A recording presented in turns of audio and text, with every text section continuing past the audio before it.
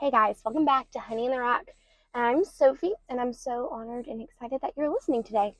Today is a solo episode. As you can tell, it's just me here. Um, but I just wanted to share a little more of some of my stories with depression and anxiety.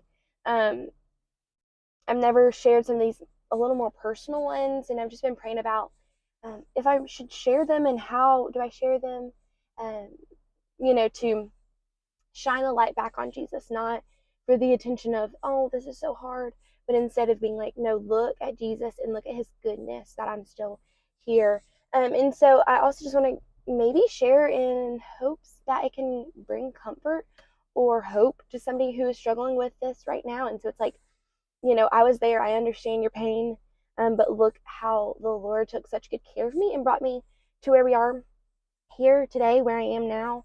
And so I'm just going to be sharing some more personal stories.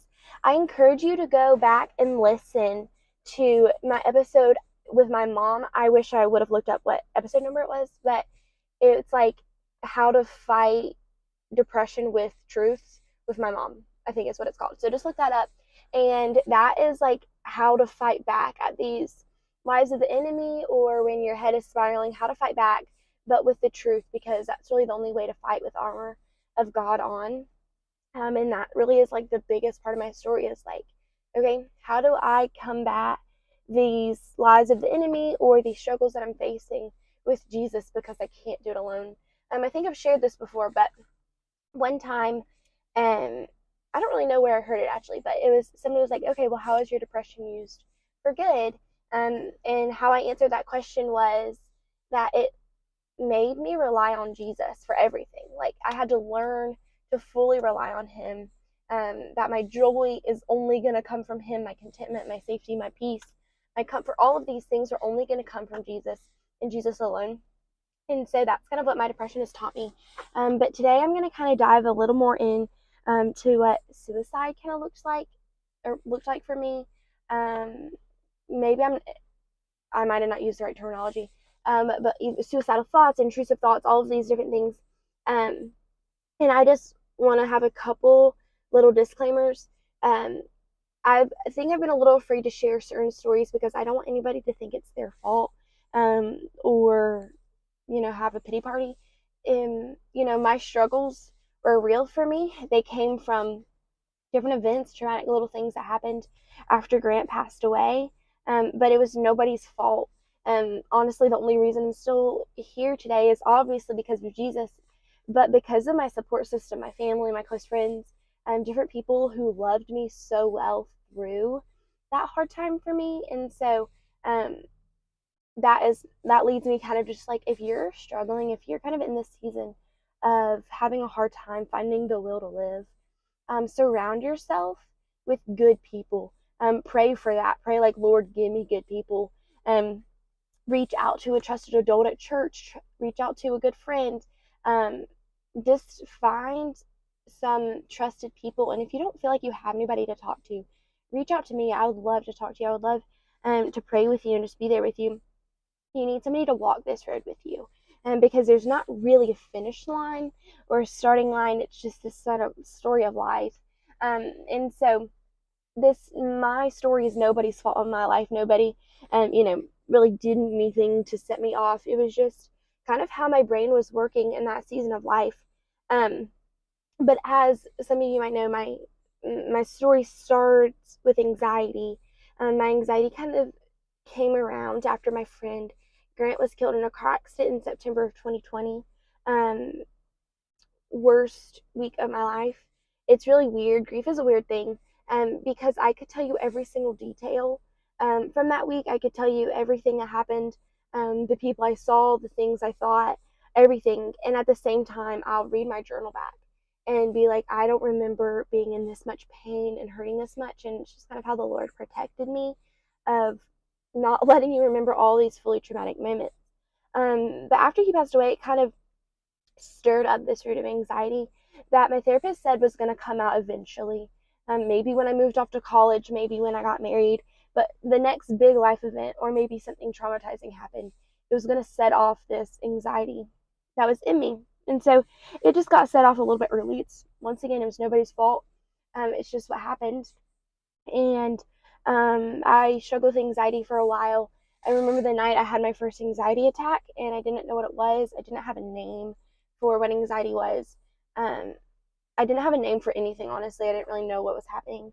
Um, but I had my first anxiety attack. I was in the shower, and my lips went numb and my hands went numb, and then slowly my whole body started going numb. My heart rate was really high, and I could not calm down. I was started crying, hyperventilating. It was like kind of dramatic, but looking back, I was like, poor thing. And I just remember laying on the floor of my shower, and the water was just hitting me, and I was like, I don't know what's happening to me. I think I'm dying. But I didn't want to ask for help. Um, a lot of my stories that I'm going to share today are, I have this, like, I found this sentence that helps me kind of feel like I can describe it, is it felt like I was drowning, but I had people holding floats for me, but I wasn't grabbing on. And so my parents were right there with me. They were ready to walk the road with me. They were holding these floats out for me to grab, but I wasn't grabbing them. My siblings, my friends, my best friend, she was holding a float out and I wasn't grabbing it. These people at church were holding floats out for me and I wasn't grabbing it. And so I was just drowning, but not accepting the help that people were offering me. Um, and so I didn't want to tell anybody because I didn't know really what was happening. But of course, I get on Instagram and I start watching these reels and I see what anxiety attacks are. And I'm like, I just had an anxiety attack, which, not saying quote your doctor's, ask a doctor, but not don't believe everything you see on Instagram. But the more I looked into it, it was an anxiety attack, and that was the first of many. Um, and and I still didn't really have a word for it. I was like, oh well, that's silly. I had an anxiety attack. Oh well, move on with my life. It kept happening, kept happening. And I started realizing I was watching over my brother, my oldest brother, and he was a senior in high school at the time. He was not like saying anything with suicidal thoughts. He was not voicing any of that. He wasn't having that. That wasn't his struggle. But I had convinced myself in my brain that he was going to kill himself. And so um, I had convinced myself it. So I believed it, obviously, because our brains are powerful. And I was just believing it and believing it and believing it. And so I started watching over him, which is very creepy. But where my bedroom is, if I look out my window, we can see our fire pit. And my brother's senior year, he had fires all the time. He would just sit by the fire, listen to old country music, and just watch the fire.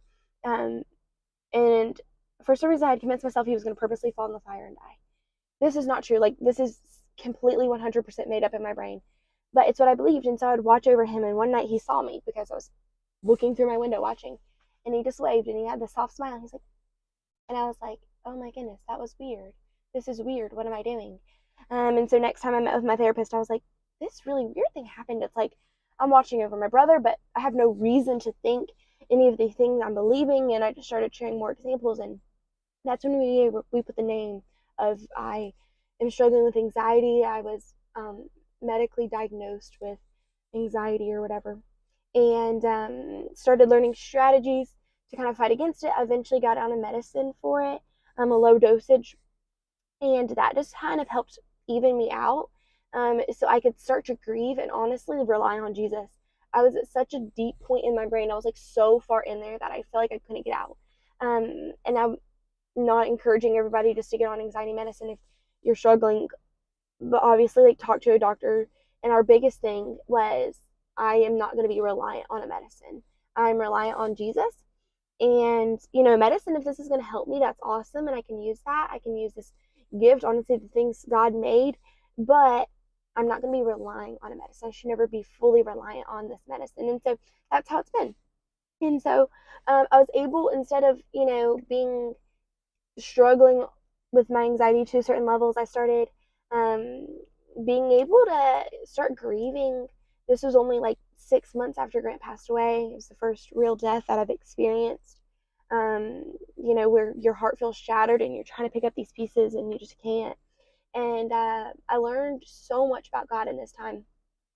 And he just was faithful to show up and show up and show up. And now, being almost going on 4 years removed, looking back at these things that I was so anxious about, I can see God so clearly now. How He didn't leave me. Even the nights I was like, I feel like I'm praying to a wall. I feel like I'm praying at my ceiling. I feel like he can't hear me. He never left me. He never moved. Honestly, I think he just came closer and closer.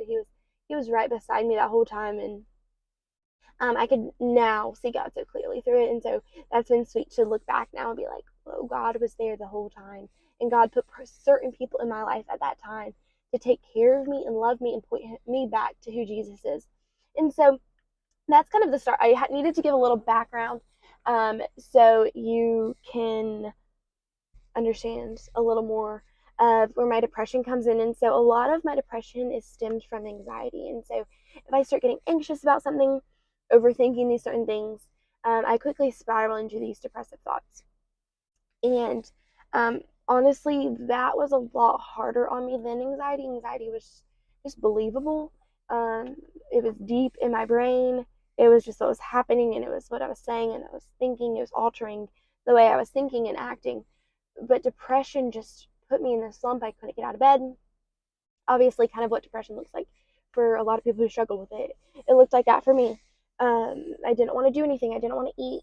I read a journal entry back the other day because I was writing something about this, and I was looking back at my journal entries because I wanted to quote something, and it was like no, it was sometime in 2020 and 2021, and it said, "My mom thinks I'm depressed. I don't think I am. I just don't want to get out of bed or eat, but I don't see the problem with that." And then like 3 days later, I was like, "Okay, wait, I think I am depressed." Anyways, first thing, your mom's probably always right. And it was just kind of funny how I was just trying to deny it, but it was really hard. And one day I was running with one of my best friends now, and I looked at her. I was like, "Chloe, like, do you ever like just think like you want to drive in front of a train? Like, do you ever just have that urge of being like, I'm gonna drive in front of a train?" And she was like, "No." And I was like, "Well, that's weird," because I thought that was a normal thing. And I just kept I'm an oversharer, and I just kept saying things and saying things. And she was like, "Sophie, that's intrusive thoughts." And I was like, "What?" And so that was kind of just like the first sign of like, okay, that's interesting. Why am I having these intrusive thoughts? Why is this happening? Um, and that quickly spiraled to my first time that summer. We were on a family trip. It was such a good trip. I still have such sweet memories from that trip. Um, I'm so thankful my parents took me and my brothers on that trip. It was a hard time also because my brother was about to move off to college, and that was really hard for me. It was a hard change and a hard adjustment um, because of my relationship with him. And so sorry, I'm not gonna cry. It was just really hard, and so this was our last little family trip before he left. But I got anxious about something, spiraled into this thing. We were going Arby's. I did not want Arby's. That was kind of my last straw. Broke down, and I just couldn't do it anymore. That was just like a lot of things had built up. It was not about the Arby's. It was not about what people were saying. It was that was just my tipping point. And at that point, my cup was just spilling out, and I had no felt like I had no control over it. And um, that was the first time I really thought I just wanted to die. And in that moment, I I thought I was really good at convincing myself of things. I had convinced that it would be easier for everyone else in my family and in my life that if I wasn't there because I was a burden. And, for the past year, I'd been struggling with mental health things. And I was like, I don't understand why I'm still struggling because God has been so faithful to me. And his steadfast love has not left me. And I knew that, but I just felt like I was a burden, not because anybody was telling me that or making me feel that way, but just because I convinced myself of that. And so I was sitting in the back of our minivan, and I was like, okay, I'm gonna die. That's what everyone wants here. And obviously that didn't work out. Praise the Lord. um my mom was like, stop, Sophie, stop. And I wasn't actually going to do anything. That was never my intent. It was never, I just want to preface this, like, I was never going to actually do it, but I just really, really, really was so detailed in my brain that I was going to, but I knew I was never actually going to. Because I just heard God's voice in my head saying, no, Sophie, why would you do that? No, my plan is so much bigger than your plan. And that's what I just having to lean back on. And so that was just like kind of the first time. It was just like a rude awakening of like, okay, I do not want to let my brain get there ever again, to where I think that I'm worthless and I won't be missed and that I can be replaced, and all these things, because nobody's telling me that. Nobody wants me to think that or believe that. I'm just making that up in my head, and so I need to stop. And so um, thankfully, my parents didn't let me even keep going. They're like, stop. This is kind of sidetrack, but if I was little and ever said anything like mean about my body, it wasn't like they did not entertain those thoughts. It was like, no, you don't talk about yourself like that. And so just little things like that. Um, just, not to entertain the thoughts of like, oh, that's fine. You can think that, you can say that. Is like, no, like that's not okay. Don't say that. Don't think about that. And so that was just kind of the first time that I really thought, I was like, I'm not going to live anymore. And there was a couple situations after that. One super vivid one where I was in my bathroom, I was sitting on the floor. Once again, I feel like I need to preface this. I understand people have it a lot worse than me. I'm not saying my life is so hard. This is just my story. And I did not have anything to actually make it happen, make me actually die. But I was sitting in the bathroom floor just thinking about it and being like, I'm just going to have to figure out how to do it, because I can't keep doing this. This is so hard. And I'm like, I don't know how I'm supposed to keep going. And as I was sitting there, Lauren Daigle's song, I don't even remember playing music. I'm going to be honest, I don't really remember how the song started playing. But it was on my Alexa, and it was Rescue by Lauren Daigle, and it was like, I will rescue you, and I will send down an army. And it was just this wave of like, whoa, oh, okay, God. And in that moment, God just grabbed my heart, and he was like, Sophie, this is not about you in this moment. And I was just saying, I can't do this. And it was like, no. When did it become that you had to do these things? It's always been him, where he holds me, he rescues me, he sends the army down, and he had sent an army. There was an army of people who loved me around me. It was like, I just need to accept the help that they're offering. And I just remember that night, and it was so vivid. And I didn't remember that was a song that came on. I just kept saying, there's a song that played. There's a song that played that just yanked me out of it. And so I don't really exactly know how that happened. But me and Erin, my brother's girlfriend, were at the Lauren Daigle concert this year, and that song came on, and I looked at her. I was like, that was a song. That was a song. I was in my bathroom when that song came on, and it was really interesting just to hear her play it live, and it was just so sweet that God just grabbed my attention in that moment by that song to make me stop spiraling, to be like, stop, Sophie. Okay, let's be realistic here. Don't keep running down that path. And that wasn't the last time. There was a couple other instances that happened that started with me struggling with anxiety, spiraling into nobody wants me here. Everybody else's life would be easier if I was dead. My life would be easier if I was dead. I just want to go ahead and go to heaven. And that's not the right answer. And so if you're struggling, I hope this brings you comfort in the way of, it's not your plan. I would never guessed what's happening in my life. The people that I've met now, these experiences I've kept. I was sitting in the car with my friend the other night. We were just like talking, and I was like, why did God choose to keep me here when I gave him so many opportunities to let me go, when I made myself available to be the one to die? And not because I was like sacrificing myself, but because I thought the burden was too big. I thought life was too hard to carry. I was like, why did he choose me to stay? And it honestly kind of makes me excited, because now I have such a confidence that I'm here for a purpose. And my purpose is for Jesus, and your purpose is for Jesus. And if you're a believer, your whole purpose, everything you do, is to honor the Lord. And so that's kind of why I'm sharing this story, is because I want this to bring honor to Jesus, that he kept me here. He was steadfast in his love. He kept pursuing me. He kept chasing after me. There's an instance on Christmas Eve where, once again, I was like, I can't do this. On 4th of July, where I can't do this. And it was these big heightened moments where I was like, I can't do this. I can't do this. And the Lord just kept showing up. And sometimes he was showing up through people, through whether that was my mom and my dad, or through a close friend, or my youth pastor and his wife, whether it was them. But it's just, it's just really interesting to see that, and to check on your sunshine friends. Everyone's like, oh, well, you're so happy, you're, this. And maybe it's because I'm blonde and people just have that, like, put two and two together. If you're blonde, you're this.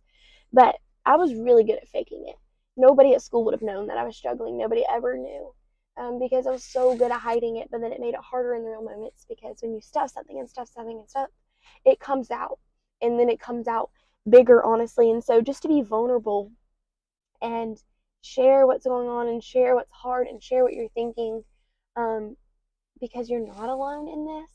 And if we start relying on Jesus for our peace and our strength, he will give it to us. But it's just, I don't even really know where I was going with that. But